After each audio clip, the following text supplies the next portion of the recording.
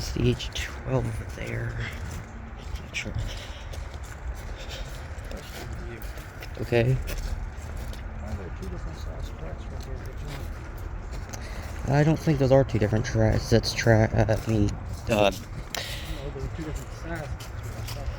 don't think that is what that is. I think it's just one piece of track that's gotten rusted up a little bit.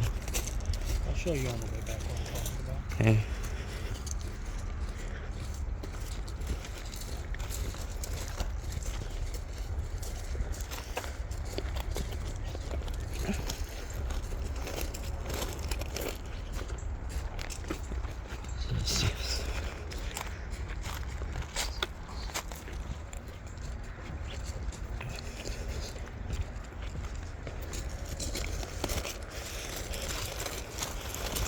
Let's see.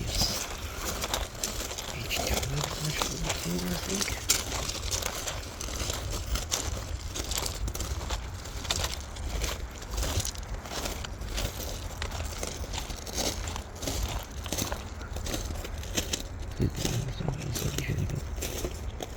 Is this one here last time? I don't think it was.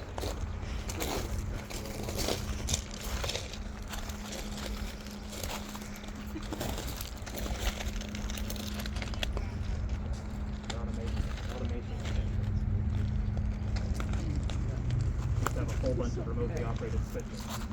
Car goes down. Well, good morning, everybody. My name is George. I'll be your tour guide today. The tour will last about maybe an hour and 15 minutes. We're going to see a lot of building stock. And this facility is now known as the Museum of the American Railroad. But it actually started, it was called the Southwest Railroad Historical Society back in 1963 when it was founded in Dallas. And the site of the rail cars at that point was a small plot, a 2-acre plot in Dallas, in Fair Park, where we have our State Fair of Texas each year. And the issue was the collection kept growing and growing, and it got out of space. So about 2010, we were approached by the city of Frisco, and they had designs of doing this discovery zone, and they approached us and said, hey, we have a 14-acre plot, and you can move that stuff there, and you can start your museum there. So that's what happened in between 2010 and 2012. The stock was all moved. It took about 2 years because there's about 60 pieces of stock, and we had to coordinate the move from South Dallas to here with 5 different railroad schedules. So it was it was a logistical nightmare, but we got it here. And what the 14 acres allowed us to do is that we have a big maintenance shed over there. It says Santa Fe on it. It's kind of a gray-white building. We're able to build that, and now we're able to maintain the stock, freshen it up. A lot of the stock you see today is non-operational. I will point out some places that were close to even being operational or are operational. So the first thing we want to see is a 1925 Pullman sleeper car, which is right behind us on the right. We'll proceed there, and we'll go in this, look at that car, and we'll talk about the history of the Pullman Company. Just follow me this way. Again, be aware of the sides on the rail.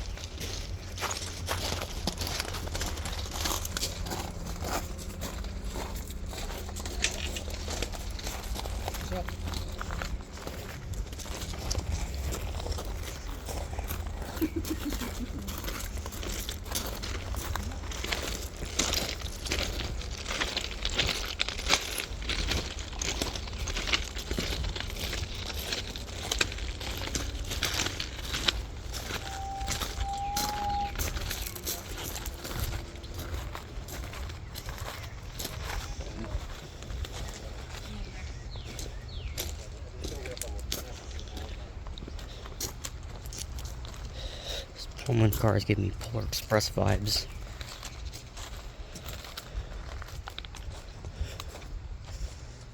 Like I said, So this is an example. It's a 1925 Pullman sweeper. This car actually was called what they called a 6-3, which meant it had 6 bedrooms, suites, and 3 sitting rooms. It's been modified, and I'll show you inside how it's been modified. Now it has 5 bedrooms remaining. It was modified to do another project, which we'll talk about. But this is on the Seaboard line, which is a line between Richmond, Virginia, and Baldwin, Florida. That's where, and went to Alabama as well. So it was in the wintertime, it was on the Orange Blossom Special. The Orange Blossom Special was a train that went from New York to Florida, and in the 1920s particularly, there was a land explosion. A lot of people coming from the Northeast investing in property in Florida. So it was kind of a modern day snowbird train. So we'll get out of the sun and go in there and tour the bedrooms, and then we'll talk about a few other things related to Pullman. Just watch your step. There's a handrail on the right you should use to get up.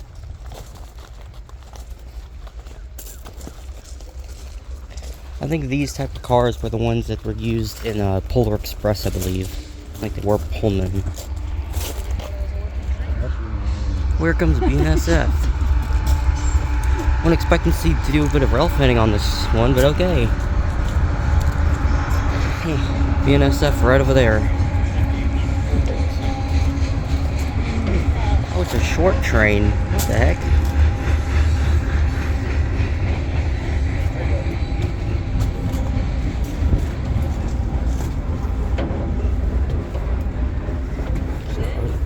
Give me Polar Express vibes.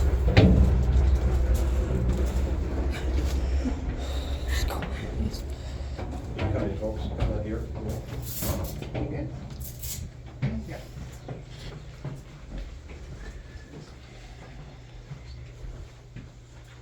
So like I said, Mr. George Pullman was the founder of the Pullman rail car company, and he founded his company in 1862. And he started really producing these cars. He would produce dining cars, club cars, and sleeping cars.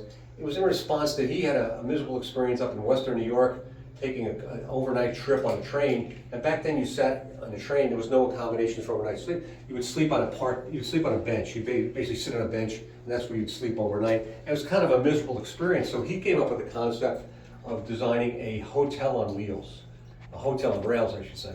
And with that concept came what he called the Pullman experience. And he built the cars in Pullman Town, south of Chicago. And it was a company town where he provided lodging and education for the children of the workers.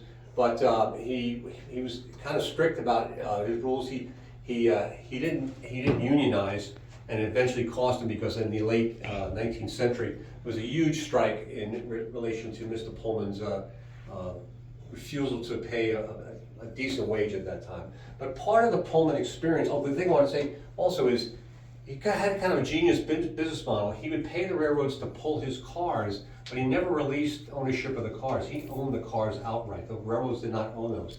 So while he paid the railroads to pull his car, he would make the revenue coming off of this experience, because you'd buy a rail ticket to say you're going to Los Angeles, you'd buy a ticket to Los Angeles, and then you'd buy a separate ticket for the Pullman experience. And that allowed you to be upgraded to sleep overnight, to go to the club car, which is next door, where you could have an adult beverage, read the newspaper, magazines, maybe play cards, where you pass most of your time. And then, of course, they had before that, further north is we'll see the dining car. So the part of the Pullman experience is he had the Pullman Porters, and that was a series of people, all black men that had been freed slaves. The slaves had been freed in 1863 by Abraham Lincoln, but that took a few years to enact. So Mr. Pullman used these gentlemen, and if they could pass a basic reading test, reading, writing, and do basic math, they could become a Pullman Porter. And it was a great way for them to exert or develop economic freedom for themselves. And he didn't pay them. He didn't pay them well, but they worked on tips. So tips were where they really made their income. And there's a testimony of one of these gentlemen talks about buying his first house as being a Pullman Porter. But they had a reputation for providing the most luxurious experience on what was the fastest form of transportation back in the 1880s to say, well, we really ran to 1960s, but their heyday was really the 20s and 30s. And these gentlemen actually eventually unionized in Oakland. They formed a union. So it was a great way for these gentlemen that had been freed to forge their way into prosperity. So I said it was a 6.3. This car was modified in the 1960s. It was sold, and these pictures here kind of represent some scientists and engineers that were working on it. They converted this car, they put a shower in it, a working kitchen. This was where they'd work with probably primitive computers or whatever they had back in that time, probably primitive computers. But they were trying to develop a way of softening the impact of a coupling system. When the cars are joined at the coupler, it was a very kind of stressful reaction, and it would lead to metal fatigue and the breaking of the coupling. So what these guys developed eventually is a kind of a collar or a shock absorber that would soften the impact of the cars coming together. So I'd like you to proceed down the hallway, and you can look at all the accommodations. You can see what you'll see is that the benches that you sat in during the day folded down, and that was your lower berth. And then there's a compartment that looks like an overhead compartment in our present day airlines. You can pull that out, and that was the second. So you had an upper berth and a lower berth in some of these. And I think the last suite is probably the most expensive because it has the biggest bathroom, and it's just very, very nicely appointed. So if you proceed down there, you can take a look at the. Just one rule is please don't touch anything. This stuff is close to 100 years old, and it's very it's in fragile condition. It's in good condition, but it's fragile. It shouldn't be laid on. I really do believe that these Pullman cars were inspired for the Polar Express, I think. I don't know if they the inspiration, you think? Yeah, Okay. I think. They look similar. Hold on. Go ahead. I was just waiting on him. Well, Sean, I'm trying to let you do your filming.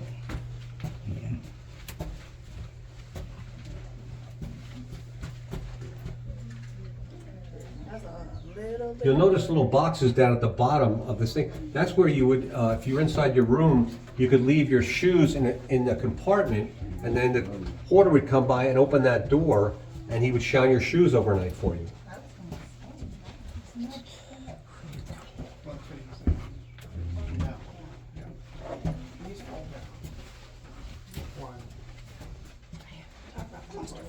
Yeah.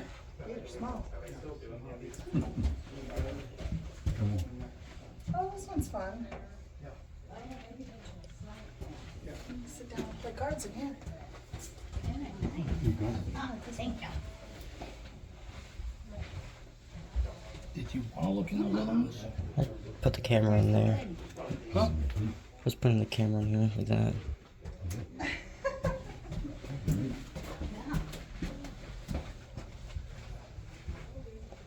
Yeah, I know you.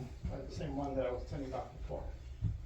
That's other than there. It's just Nothing there? You can come look. It's just a dead end. Piece of plywood. And then you can see how. Want to look in? Stick your camera in there? I did.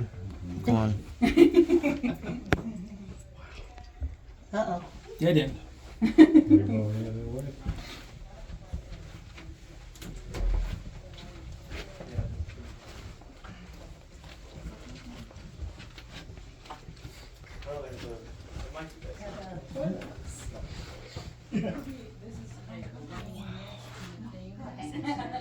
Over there.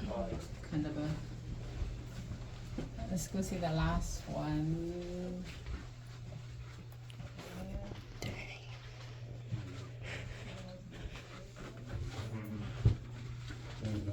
This is amazing.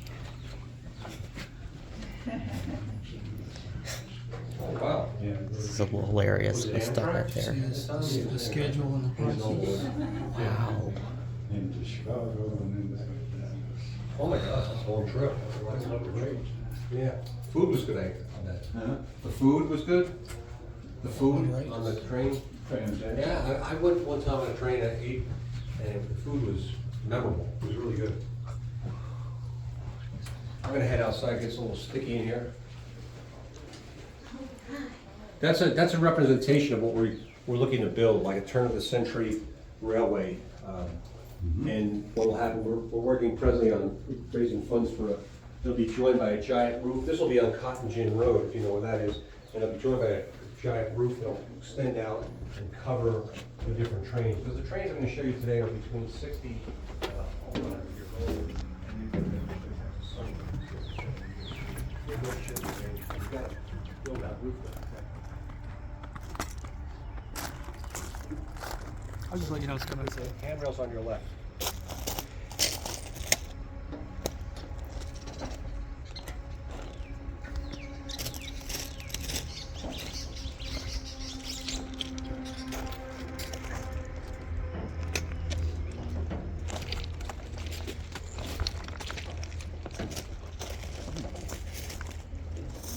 These actually are what they were based on.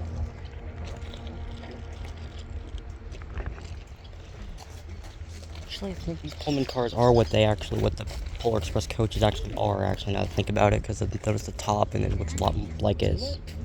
Just saying.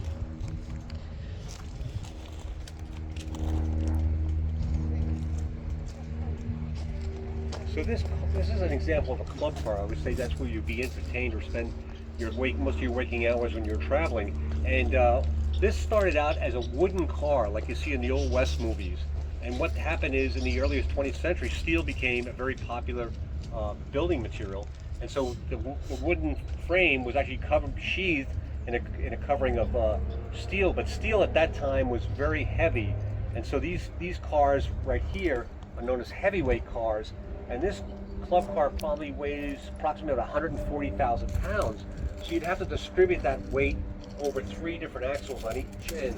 I'll show you when we get down a little bit further an example of where this initial steel develops into stainless steel, and those 3 axles convert down or contract down to 2 axles.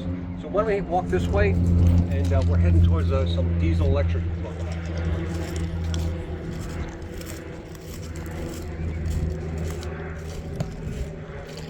Cannot believe a Centennial was actually restored to operation again. Where's that in? Oh, it's Silvis, Illinois. That's where they were on the Centennial they restored, number 6936. One of the other 12 or 13 car Centennials. You can see some of the remnants of the wood around the door jamb, the window sills.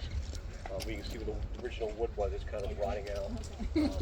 But it is from 1914, and a lot of these cars were eventually upgraded with air conditioning. But before that time, you relied on those air vents up on the roof to provide the airflow for the car. So it had to be pretty. I would think it would be pretty sticky at some point, especially in the summertime. This next car is a 1937 dining car. And again, heavyweight. You can see the 3 axles, but as you can see, the evidence of modernization. Those are air conditioning units, condensers, which were not initially put on this. This car ran a lot between San Francisco and Los Angeles and San Diego did most of its work. We open this car up once a year for what we call Romance on the Rails. It's a Valentine's Day dinner where they replicate the menus from various railroads from the 30s and 40s. I went to it this year, and it was a spectacular event, and the food was outstanding. So I was talking about heavyweight cars. Behind me now, this silver car is an Amtrak car and was donated. That is an example of where steel evolved to stainless steel. And so less weight, you go down from 3 axles to 2 axles, and that's what eventually came to. So we're going to talk a lot about technology. And what's coming up behind us is the first examples of diesel electric locomotives. And so when the country started out in the 1830s to probably the 1950s, steam was the preferred method of transportation on the railroads. But over time, especially in the 30s, they started to develop the technology around diesel electric locomotives, and they were a lot more efficient than a locomotive that would need 10,000 gallons an hour to drive itself. So we came into the period of diesel electric, and it exploded in the Second World War. It started around the 30s, and really one of the companies that entered the manufacture of diesel electric locomotives was General Motors. People didn't realize that General Motors became eventually the market share leader. When they entered the market in about 1935, they had about a 17% share of the market, and in 1935 to 1940, they grew to 60% of the market share, and they eventually were like 70%. They made 70% of the diesel electrics. These first two are from a company called Fairbanks Moss. It's a company in Wisconsin, and they were probably the number 4 manufacturer in terms of market share. They came into the game a little bit late, 1939, and by the war they had exited out, and they're still in business today, but what they do is a lot of nautical type of mechanics and machinery and engines. And so they work with the U.S. Navy on submarines and battleships, and that's what they turn their attention to. The Santa Fe behind me is an early example of Baldwin. Now, let me talk about Baldwin, Alco, General Motors. Those are the big manufacturers. Alco was the American Locomotive Company. They're in Schenectady, New York, and they were probably the number 2 steam locomotives. They're probably neck and neck manufacturing with a company called Baldwin, which was in Eddystone, Pennsylvania. But this is an example. These are really like the grandfathers of today's technology. And what was great about them, they were very efficient in that they had motors in here that I think in the front there would drive an electric generator. That electric generator would create electricity, which was sent down to the wheels, and the wheels had electric motors, and once the electricity was fed to the motors, it turned the wheels. So it was a lot more cost efficient to run these, and steam was kind of being phased out. Really by the early 50s, a lot of railroads had canceled all their steam. They wanted to get out of steam, and these kind of took over. These are called road switchers, and a thing that's great about a road switcher, it was new technology. They could do the slow speed needed in a freight yard, joining cars and merging cars together and combining, setting up a train by different cars. They could do all that slow switching speed, but they also had the capability to do high speed mainline freight. So they could do slow speed activities, and they could go 60 miles an hour if they needed to. What I'm going to take you to next is we're going to cross over this path. I misplaced where I am. We're going to talk about this diesel up behind us, this rusted diesel. It's we're going to try to refurbish that. The reason it looks so bad, it ended up its life in a concrete plant in Midlothian, Texas, for about 30 years for Texas Industries. And just the coarseness of the materials, we think, had the bad effect on the paint. But the thing I like about this particular engine, I call this our veteran because it was built in the late 30s, and then in 1942, it was drafted into the Army, right? And it was shipped over from San Francisco to India, and then from India, it found its way to Iran. And it was a supply train taking raw supplies from the Persian Gulf to the Caspian Sea. And they would barge the supplies over the Caspian Sea, and it would be picked up by the Russian railroad system, right? And so we were supplying the Eastern Front in World War II, because in World War II, the Russians were fighting the same war that we were against the Nazi regime. So, but they were fighting it in Russia on what they call the Eastern Front. So from 1943, it landed over there. In 1945, it was a supply train. Again, it's an RS, what they call a road switcher. And then it spent about another 10 years or so in the military, and then military was trying to unload a lot of hardware, military surplus, and it was sold to Texas Industries, where it worked in a concrete plant. But yeah, the reason, I'll get into that later, but the reason we barged this question came up while we barged the supplies across the Caspian Sea, and we didn't merge our railroads, is because our railroads are not compatible. Our standard rail in the United States and Europe is 4 feet, 8.5 inches wide, right? The Russians is 5 feet wide, so they're totally incompatible. So we couldn't really join railroads together. But we'll move on to what's coming up as the world's largest diesel electric locomotive and the world's largest steam locomotive. That's the Centennial, the diesel electric, and the big boy is steam. think that's known as a waffle box car, I think. What? A waffle box car judging by the pattern on it. Could be a waffle box, yeah. I'm just amazed that they got both the Centennial and the Big Boy in operation again. The 4014, yeah. Yeah, and they also got 6936. It's operating in Silvis, Illinois. Okay, yep. That's yeah. pretty cool. They got both the. What? Sorry. Yeah, we have the 4018. So what we Yeah. have here. Man, it's so cool. There the two are. Just watch your step, folks. We're gonna walk to the right here.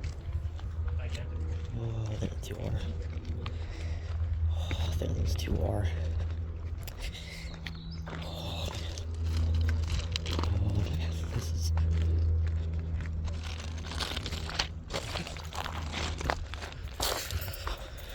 Oh, yeah. This is stuff. There's a meteor over there. 44. At that in last time? I think it was during the first time. The second time, I think it was also up there, but they have since moved a lot of stuff around. Frisco. You said you didn't know if they had a Frisco train. Oh, forgot about that train actually. Forgot about Meteor.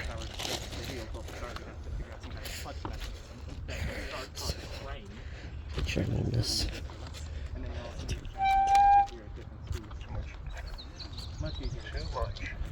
Two biggest steam locomotives in two biggest engines on the Union Pacific.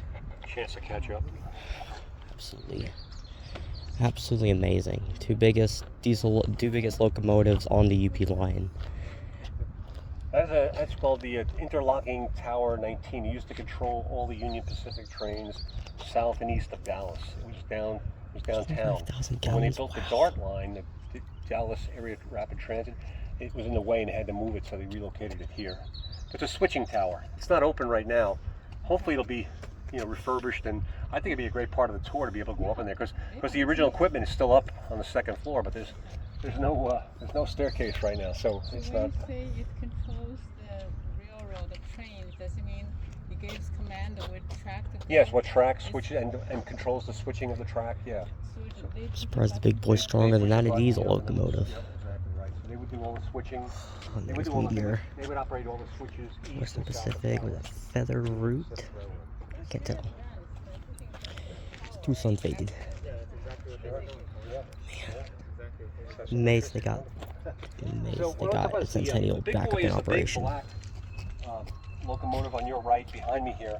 And that was built in response to the coming of the Second World War. The United States in the late 30s knew that we were going to enter the war at some point. So they just took about 6 months to design what would be really a double locomotive. This has got, if you know locomotives speak about wheel configurations, it has four guide wheels, 8 driving wheels, another set of 8 driving wheels, and then 4 wheels that support the firebox in the back. So it's a 4884 configuration, a Big Boy. It was designed to take war supplies and materials over the Wasatch Mountains, because that was the problem. It took so much power to get over the Wasatch Mountains between Wyoming and Utah. They wanted to have one engine that could do that. So they built this engine. They were going to call it the Wasatch. That was the idea. It's really a double locomotive. When you look at it, it has 2 sets of driving wheels, like I said. The tender here, which holds all the fuel, could hold 25,000 gallons of water, which is like a swimming pool size. And then on top, it had coal. It was coal-fired. It could hold 56,000 pounds of coal. So when it's totally loaded, it was almost 1.2 million pounds in weight. So it was never really off the rails. It was built, it was too heavy to crane anything, put anything on a crane. It was built right on the rails. It's never been off the rails. So for one Big Boy, 4005. It was built by the American Locomotive Company. Too fast. Schenectady, New York. They were a big manufacturer of steam locomotives. It was one of 25 built. They built 20 for the war effort, and then during the war they built an additional 5. So of the 25, there's only 8 in existence. And this one is a 4014. It's 133 feet long, and can reach a power of about 5,500 to 6,000 horsepower. It's driven by 68-inch drive wheels, 2 sets of 68-inch drive wheels, and it lasted. The thing is, it was built in 1941, just around the time Pearl Harbor was finished, and then it ran from 1942 to 1957. And really what happened in the 1950s is this technology really took off and diesel electric took over. This is the biggest diesel electric ever built. This was built by General Motors. It's actually two, if you see the split right here, right down the middle, it's two 3,300 horsepower, 16-cylinder engines that, again, feed a electric generator, create electricity, come down to electric wheels. It's powered by an 8,200-gallon gas tank, fuel tank. And the issue with this one, in the 80s, the economy took a downturn. They had run these a lot. This had run almost over 2 million miles, a lot of miles per engine. And then the cost of oil became so expensive, especially diesel oil, that the cost efficiency of running this thing, they just cost. I hear him call this the 44. Yeah, he must have got it mixed up. Called the Centennial because Union Pacific Railroad wanted to do something to celebrate the 100th anniversary of the driving of the Spike. I think it's today. I guess May 10th, 1869, the Transcontinental Railroad joined in Promontory Point, Utah. And in anticipation of that 100th anniversary, they built 47 of these Centennials. And they're all numbered 69 something, the 69 being either 1869 or 1969 100th anniversary. But there were 47 built, there's 13 left in existence. And I understand there's one that still runs outside of Chicago, still operating. This is not operational, but this is the biggest ever built. Both steam locomotive biggest and diesel electric the biggest. Oh, and the name Big Boy, I said it was going to be called the Wasatch. What happened during the war, the smoke box, which is in the front of the train, one of the workers in the factory in Schenectady put a big V on it for victory and wrote the name Big Boy. And the name Big Boy just stuck. So they've been known as Big Boys ever since. If you'd like to take some photographs up front or anywhere, it's a great place to take some pictures. This would be amazing. Still operates. Nice, the bell still works. The bell still does work, yes. If only the... Put a smile on your face. Yeah. I don't exactly know how they managed to get the bells to work without cords. I think they were electrified. I think there must be a motor up there. And there's good old Meteor, Or maybe they're pneumatic. which looks very Could be, similar, yeah. which from what I can tell, it looks very similar to the FEF series of the Union Pacific, I think. Looks similar, just minus the smoke deflectors on the side. So these were all 40-something, so this is the 4018. I think we went from 4,000 to 4024. Is that right? Yeah. They spent a lot of time in the Wasatch Mountains, and the one they refurbished, 4014, came out of California, now it resides in Cheyenne. I know you would love more than anything to live right in one of these apartment buildings with a window facing We're this just wood. one of 3 museums. I probably would. The Centennial and the Big Boy. Every place they have one. So we just One moved here Centennial. to the end of the track, I should say, in November, because they'll have a separate pavilion over them, but the roof will be over these tracks, and the railway station will be right here. And then back over there towards the library, we'll have a parking lot. It'll kind of be, I think, I'm not sure, but probably maybe self-guided. Old Metro Electric back there. Oh, some old steamers. Let's come around here, I'll show you the Meteor. Oh, This it's is another steam big engines locomotive over. we have. I don't know. I looked on the. Hold on, I think I'm gonna ask him. I've never seen those last time. Yeah, I don't exactly know what those steam engines are back there. I know Meteor, but I don't think he's really ever talked about those steam engines back there. Maybe it's because they're not as famous as these engines over here. I also remember the first time I came here, there was an engine which all of its insides were completely ripped out. And it, like, I don't know what happened to that engine. I think they still have it on there as a joke. It was hilarious. It was absolutely hilarious. Just... That one diesel engine was absolutely hilarious. All the way from Canada, too. It's Are you absolutely... filming this, though? Oh, Yeah, I was just, yeah, I'm sorry. No, don't be sorry. I was just talking about the one time when there was like this Canadian Pacific Outgo diesel and like the insides were completely ripped out and it was only like a shell or something on the chassis. We have a PA1 that's like that. I'll show you. Yeah, that's the one I'm talking Yeah, about. That's coming up. That's coming up in Torrance. Also, what are those steam engines back there behind, next to the Metro diesel or electric? There's a GG1, and there's a little switcher back there, and there's also a decapod. I also noticed there was another smaller engine beside That's it. a little switcher from number 7. That's from the Dallas Union Terminal. We worked at south of Dallas there. And there's a Russian decapod. Well, The decapod, yeah, that's coming up next, yeah. So this is the Meteor, and this ran on the Frisco line. It ran between Oklahoma City and St. Louis from about 1942 to 1947. And then around 1947, the Frisco line said, no more steam. We're not ordering any more steam locomotives. So this was kind of put out the pasture. It kind of did activities for another 5 years, but by 1952, it was retired. It was a high-speed passenger rail. You can see those wheels. The big boy, I said, was 68-inch wheels. Those are 74-inch wheels. They're 6'2" in diameter. So it ran between St. Louis and Oklahoma. Here's the thing about steam. It would take a lot of energy for steam locomotives to run. It was about a 15.5-hour trip, but it would have to stop 10 times to be refueled. So the rails had to be near a source of supply. And in Frisco, the reason Frisco became Frisco is because we had a water supply right past that rail spur over there.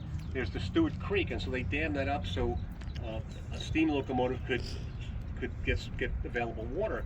And when they laid these tracks, they surveyed it in about 1902, and then they started laying the tracks soon thereafter. Well, there was a little town called Lebanon, which is about 4 miles east of here, and they moved because the railroad was coming through here, and the railroad was going to provide a great access for all these cotton farmers. This would be a sea of white back in the early 20th century, because it was a big cotton area. And you obviously, when the railroad came through, you had the ability to move a lot more cotton. So it was the Frisco line was really the St. Louis San Francisco Railroad. But the railroad workers for that line would never say, "Hey, I work on the St. Louis San Francisco Railroad." They would just say, "I work on the Frisco," and that's where Frisco adopted its name from the railroad. It was initially Frisco City, then in 1906 they just shortened it down to Frisco, and that's how Frisco became into being. So if somebody wants to, if somebody would like to, we can actually board the cab in this Meteor if you'd like to see it. So we'll go around here. We have a series of steps to get in. and also, I'm just gonna ask this. If I remember correctly, the reason why some of the rods on the Meteor and Big Boy are taking off is so it's easier for it to be rolled. Yeah, we towed them, and some of the curve, it was easier, particularly for the Big Boy, to navigate the curves. Even though it's articulated, it was difficult for it to get. They were afraid of what would happen if they didn't cut those. So, unfortunately, instead of taking them off, they took the shortcut and they cut them, which is kind of unfortunate. I thought y'all had plans to put them back on there. They might in the future. Probably have plans, yeah, just where it fits in with money and time. I don't know what that is. So if you want to go up in the cab here, I would just ask you to be careful. Slide your hands up these 2 rails, 3 points of contact, hand you the and we'll meet you upstairs. Hey, don't give him room, bud. Sorry, I didn't see you there. Here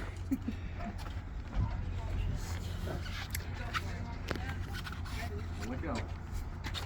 There's a grab bar right here. You're almost there. You good? Okay. There you go. There you Here you go. go, bud. Wow. So you can see Wow. This is Somebody else is this is coming up. amazing. This lady's coming up. Wow. And there's a grab bar right here when you get to the top on your right. What is that right there? That's probably a meter for the I would think the oil pressure. I'm not sure, but Also, because this is oil fired, that coal. So right here. Okay, so what you see here on the left is that you got your firemen, and your firemen. This was an oil fired versus the coal. It was oil and water, so they were monitoring the flow of water, which would be going up top in the boiler, let's call it, and then the flow of oil, which would be coming down here and feeding the fire in the firebox, which would they be boiling water, creating steam, sending that steam down to the cylinders where they pressurize it, so much that it drives those rods, and those rods are attached to the wheel, and that's what makes it go. So it's all steam based. But that's what they would be responsible for, the fireman. Of course, this is where the engineer would sit. This is the throttle to make the train go backwards and forwards. This would control speed. If you notice, they have very, very limited visibility out those windows. They're no more than about 15 inches wide. And I think what they must have done is slide those windows back and look. If you ever look at the movies, they're always looking out the side because it's very limited at both sides, very limited visibility. And you know, obviously, he had to make sure that all the signals on the track were green. If he sees a red light, he has to stop the whole train. Yes. Right. But again, this was oil fired versus coal, and it ran for only 10 years. It was like 1942 to 1952 it ran. So the fireman sits there. Yes. He makes sure the fire is always going on down here. Yeah, he's doing that. He's trying to control the flow of water to the top and oil into the fire. So he'll use some knobs. Oh yeah, all all these yeah. Are his How he did it, I know some of these knobs, but I don't know how they did it, but they But knew. he sits there, he can control. Oh yeah, control it. But if you can imagine, and we haven't hit the hot weather yet, but this would be terribly hot during the summertime. I know. The only time this would be a great job would be maybe the dead of winter. You know, Yeah. it's not. Question: what is that cord? Is that the whistle? That's for the bell. Oh, the bell. Yeah. Oh, I thought it was the whistle. I think the whistle is on this side somewhere. Yeah, I think the engineer's the whistle. This is. I got it going a couple of weeks ago, but I haven't been able to get it.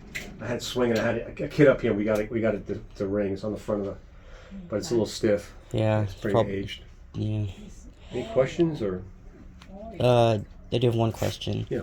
Are y'all ever going to do what y'all did back in the day with the whistles? Like, are y'all ever gonna get them and then have like an air compressor? Like, I saw a video of y'all doing that back then.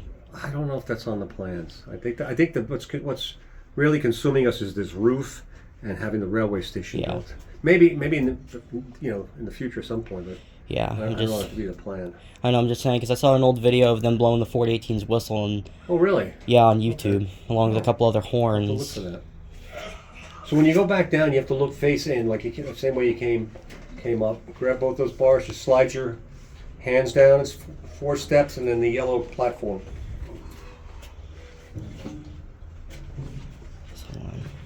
Okay.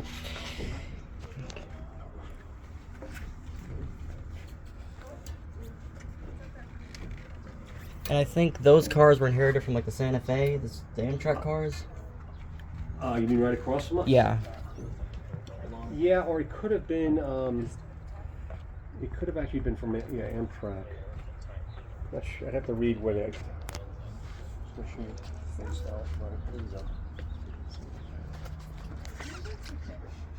Got it. Good. 4 steps and then the platform. You're good, bud.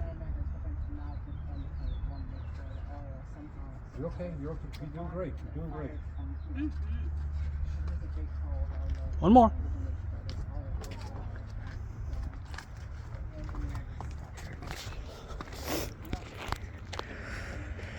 Yeah, I saw when you pulled the. He did. You know what I'm saying? I saw it. It was moving. Yeah. Okay, we're gonna head around here left. Left here. I feel like that boy in the Polar Express. You know what I'm saying? Things Yeah. at the cab and everything. I totally see that. These silver and blue cars with the red accents, they were donated to us from what was the Metro Line, which is the commuter rail that services the greater Chicago area. It takes people in the suburbs, from the suburbs down to downtown Chicago. And these probably ran from about the early 60s, and they were retired around 2000. So they had about a 40-year life. And then we bought about 10 of them, and that'll be an example in the museum of a commuter rail, because we have 10 of those cars all lined up there. I also remember y'all have the RDC car. What's that? The RDC, I remember y'all have. That was the newest edition, I think. RDC. The one from TRE. Oh yeah, we have. Yeah, no, yes. That's. It's another Frisco locomotive, I think. It is. Look at the number. Oh. So this is your decapod. There's a little steam engine back there. With So what's behind me is what's called a decapod, and the word decapod comes from the Greek language. It means 10 feet, and this engine, this locomotive has a very unusual wheel configuration. It's a 2, 10 feet. That's decapod 0. It has nothing to support. Usually the back wheels would support the firebox, But you can see where the place where the firebox is, it's over the driving wheels. So it's a 210-0. It was built in approximately 1917. Most of them were built by Baldwin. This one is a kind of anomaly. It was built by Alco, it's the American Locomotive Company. And these were built for the Imperial Russian Railway System. And we had built about 325 or approximately for the railway system in Russia. And what I remember I said about Russia, the wheels had to be able to accommodate a 5-foot width in the Russian railroad. And so what happened was we had plans to build about another 200. And in 1917, the Bolshevik Revolution occurred, and all those purchase orders went away. But fortunately, at the time it was called the U.S. Railway Administration, the USRA. They stepped in, and the government helped bail out the railroads. And the ones that were in progress, they obviously they were okay up here, but they'd have to re-engineer the carriage down below to make it 4 feet 8.5 inches. But this is coal-fired. Yeah.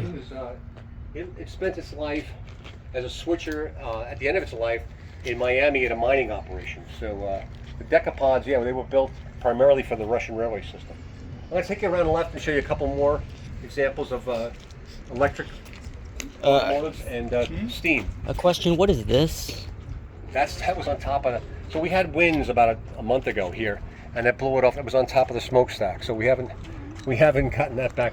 It's a little dangerous getting up there. And There's the very first electric locomotive, one of the first. that goes back. That one was built in 1940. That's a GG1, which was he's talking about the green one. It says Pennsylvania Railroad.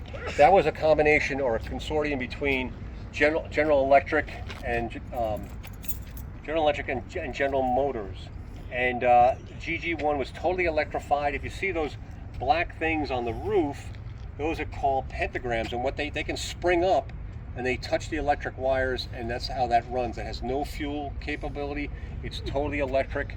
It was built in 1940. They were high-speed passenger rail in the northeast part of the United States, say from New York to Philadelphia to Washington. They could reach speeds of over 100 miles an hour, pulling about 10 or 12 passenger cars. That 4903 is probably going to go into our maintenance shop next. We have a Santa Fe diesel that's being worked on right now, being painted, so it's going to be refurbished and painted. It is not operational, but back in 1968, that 4903 and a 4901 pulled Senator Robert F. Kennedy's funeral train from New York, Penn Station, to down to Washington after he was unfortunately he was assassinated in Los Angeles. He was running for president at that time in 1968, and that took 21 cars from New York to Washington to inter the body in Arlington National Cemetery. This little one behind us, this little black switcher, it looks so great because we had it in for painting last May, just about a year ago, and that's our original piece that was donated to the museum in 1963. It's a little oil-fired steam engine that was a switcher. It was built in 1923, so it ran about 40 years, and it did all its work in the Dallas Union Terminal, which is downtown Dallas, in the switching yard, just switching cars and putting cars together for freight and passengers. So that was the initial piece for our museum, and it was number 7 switcher. I'm going to come around here and continue to walk down the freight train and talk about cabooses and refrigerated cars. This is all staged for a terminal that'll be here someday. The roof will be here, so the tours will not be like this. There should be more or less self-guided tours. I probably have some tour guides like myself, but I think the idea is to let people, there'll be enough signage that people discover things on their own. Like I said, this is coal-fired steam locomotive.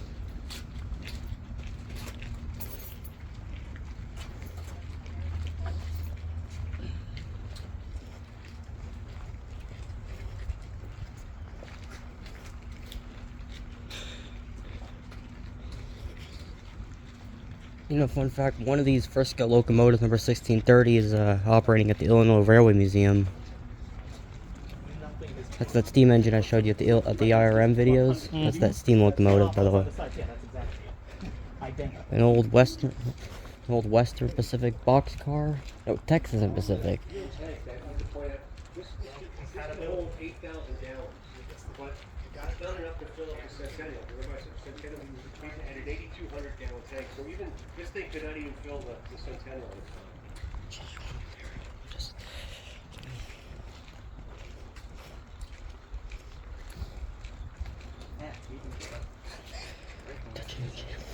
Alan had some. Alan's got a life. Even one part different. bless you. Or you call this training. Oh, there's that locomotive I was talking about.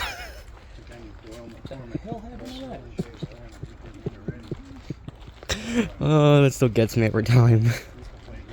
The second time I've seen that diesel locomotive. I have no idea, maybe involved in a wreck or something.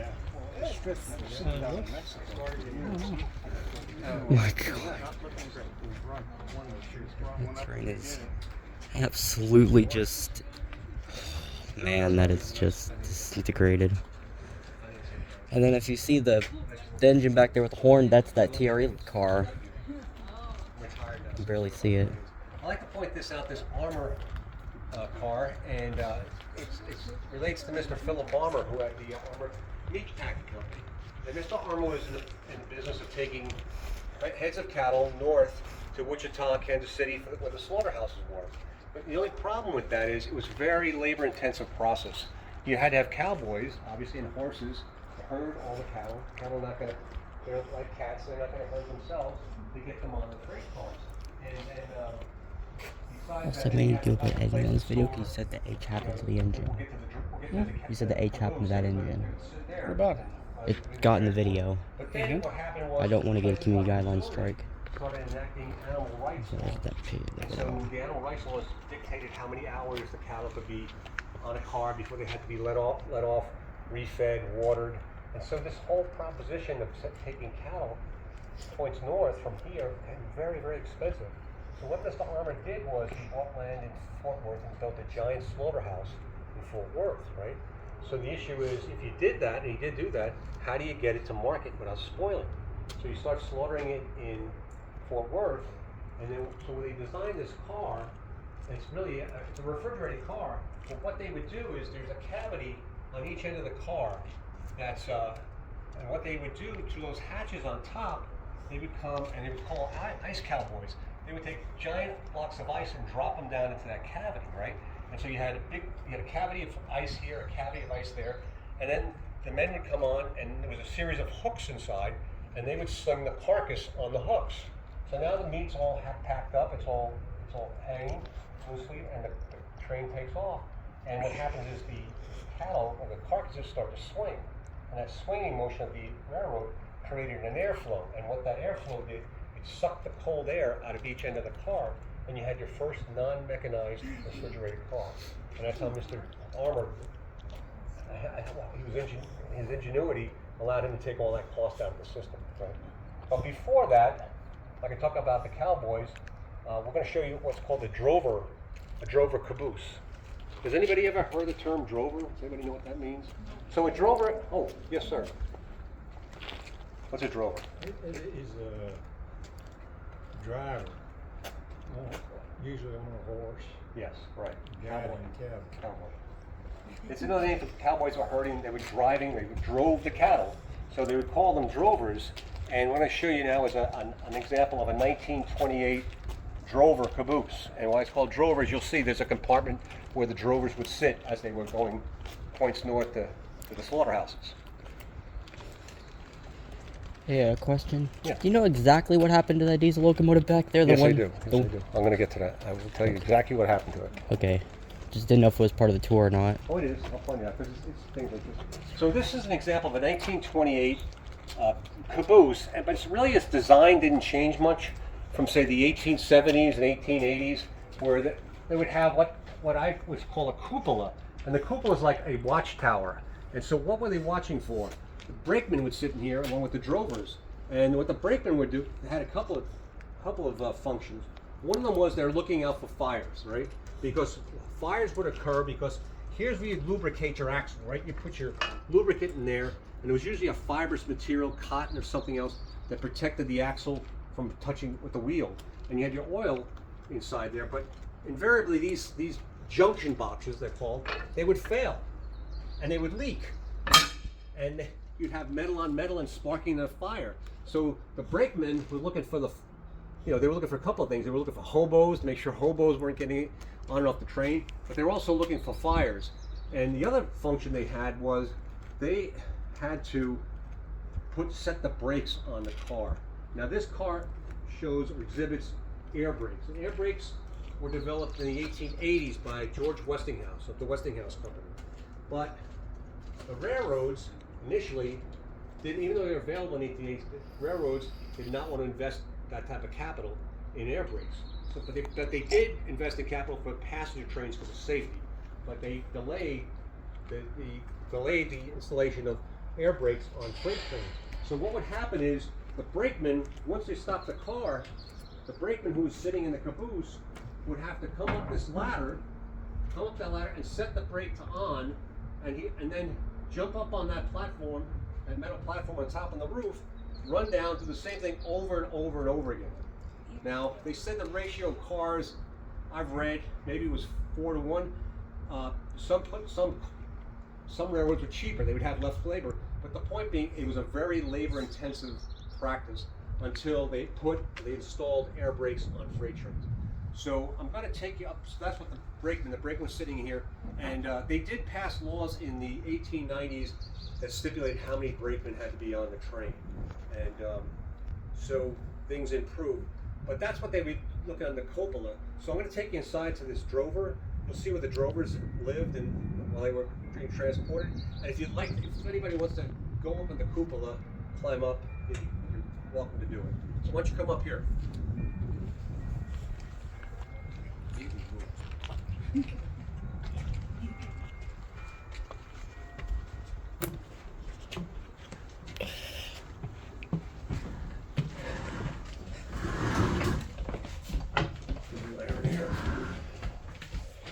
So here's the cupola.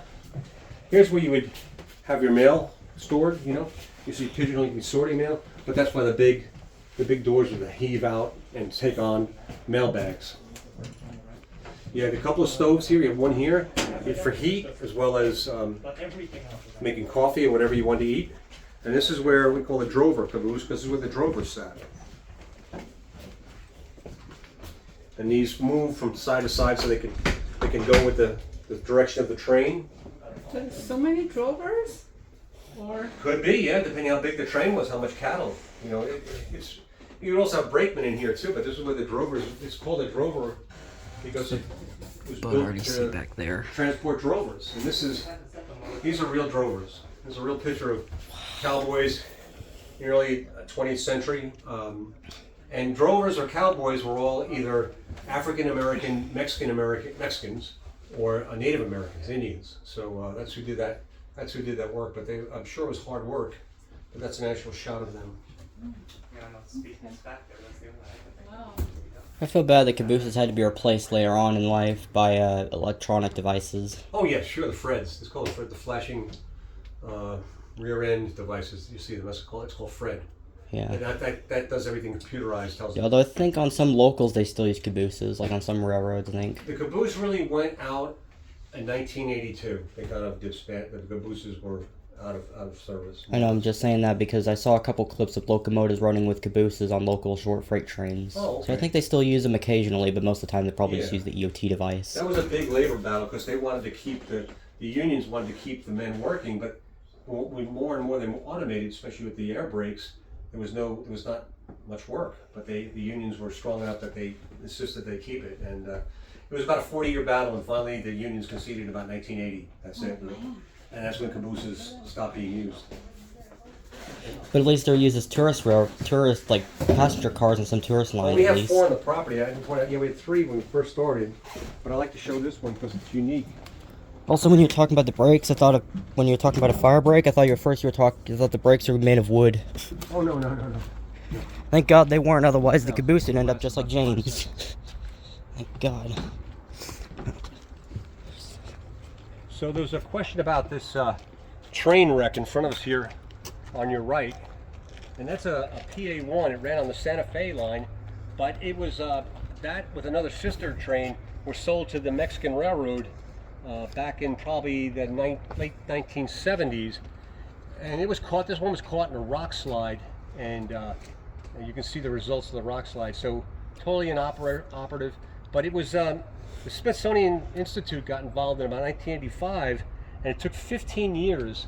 They finally repatriated both those trains in 2000, and you can see we have evidence of a welder's wagon right there, and we do have a welder on site. She's not here today, but what she's trying to do is make that frame back to its original shape, and then we're going to put a skin over it, like from the Santa Fe Railroad, kind of back its glory days in the 40s and 50s. But that's currently being refurbished. It's gonna take a lot of work, I bet. Oh yeah. We're going to go around this blue engine and make a right. I'm going to go up to this Santa Fe, this red Santa Fe M160 next. Really being careful because all these wasps nearby. Yeah, we have wasps in the Glen Nevis in the sleeper car. I think that's a Bud car, I think. Both of them? No, that's RDC. That's... Told you. I don't exactly remember what they are. And I also think, if I remember correctly, this and the Santa Fe F unit on the other side are the only two operating locomotives at this museum, if I remember correctly.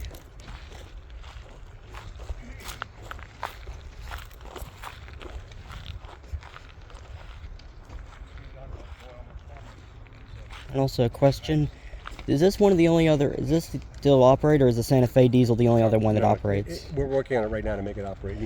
But the Santa Fe diesel back there is y'all switcher engine that switches all the 49, stuff yes. around? Yes, I'll show you that. We're going after that right after this.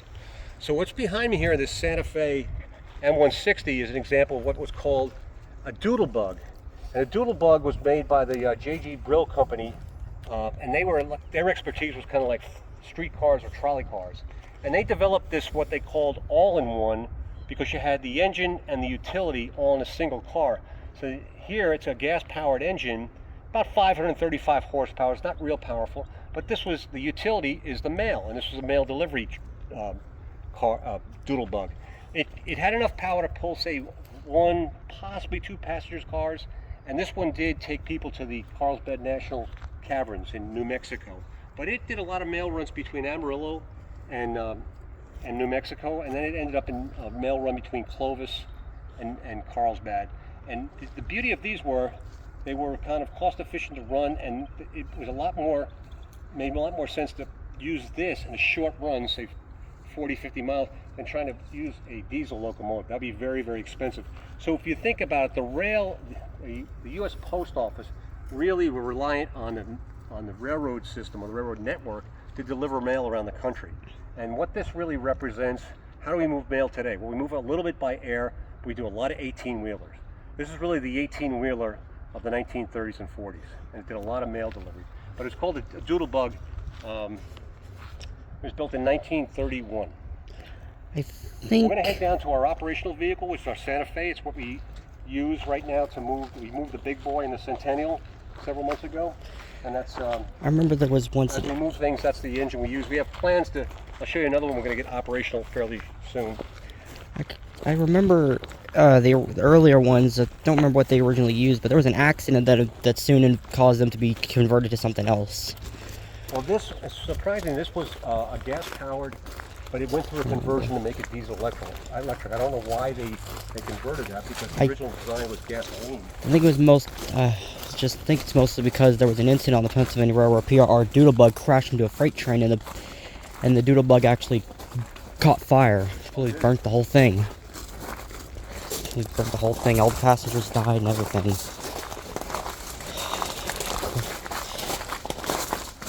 That's the switcher.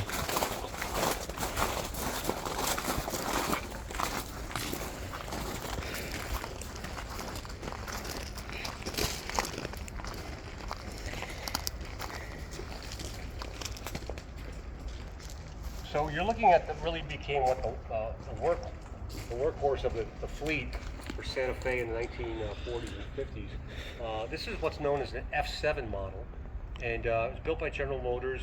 They built in the late 40s, say from 45 to 49, they built 3,850 of these models. So they really were the workhorse, and what I mean, they could do passenger train as well as freight. So if they were doing a passenger train, they would achieve speeds of about 115, 117 miles an hour. Freight, not so much, if you got 65 miles an hour, but this is the classic war bonnet design, as they call it, for Santa Fe. And this was built somewhere around 1949, but this is our operational vehicle. This is what we use to push the Big Boy and Centennial into place. Back in November, they were down about 200 or 300 yards down that rail, and we pushed them into their final resting spot. So when we get ready to move some more cars and crank this thing up, we bought another one recently in Colorado. We're having it shipped here. Believe it or not, we're going to put it on flatbed and bring it here. It fits through the tunnels, fortunately. So. This makes a great shot also. So we're going to head around here and go back to where we started. A question, sir. Yes. What railroad is the other one from? The Santa Fe as well, or is it from a different railroad? Which one are you talking about? The one that's coming in. Yeah, the new one. The one that you just talked about. The one that you just. This here? No, the one that you said is coming from Colorado. The new one. Oh yeah, it's coming from Colorado. It's a Santa Fe. Oh, is it also in the same paint scheme, or is it the blue one? I don't know that, but it is an A unit. I know that. And what I mean by A unit, when you see the nose like this, and this is what's called an A unit. What's behind it is what in railroad speak is a B unit, and it's a locomotive as well. The one with the portholes, the great. It's if you need extra power, it's auxiliary power. So a lot of times the Santa Fe would put an A, BBA, and the second A would be turned backwards. And if they did that, boy, they would achieve like probably 6,000 plus horsepower. So they would do that when they were going over the mountains or higher grade terrain. But again, this ran a lot in Canada in its time, but it's really the workhorse of the fleet. What's this building? This was an old depot. It was in South Dallas. It was actually the headquarters of the old museum when we were on the 2-acre plot in the Fair Park. It has a historical designation plate on the other. I think it was in the Southern Pacific line. Also, y'all gonna possibly paint this into a war bonnet paint scheme like the B unit? This is scheduled to be repainted. Yes, it hasn't been painted probably not since it's been here. It came this way from Fair Park. Just wondering, because it's like in a primer coat, it looks like, or maybe not primer, but it's like all undecorated. Yeah. We're just trying to make sure everybody's with us. So the last piece I'll show you is it's also a C7. It's this blue and yellow Santa Fe, and it's called the CF7. C stood for Cleburne. I'll get my pronunciation right. Texas, where Santa Fe had a big plant, refurbishment plant, and so they wanted this this F7. They wanted it converted and modified, and so Santa Fe went to General Motors and General Electric, said we'd like to modify about 40 of these. We need them to run on secondary rails, not mainline, but secondary rails, kind of regional. And they said, yeah, we can do that for about $150,000 a car. And Santa Fe said, no, thank you, we'll do it ourselves. So they shipped about 40 of these over about 15 years to late 60s, early 70s, say about 8 years, from 69 to 70, and they converted them for this mid-secondary line. And this one, it's got what's called the blue bonnet design on it for Santa Fe.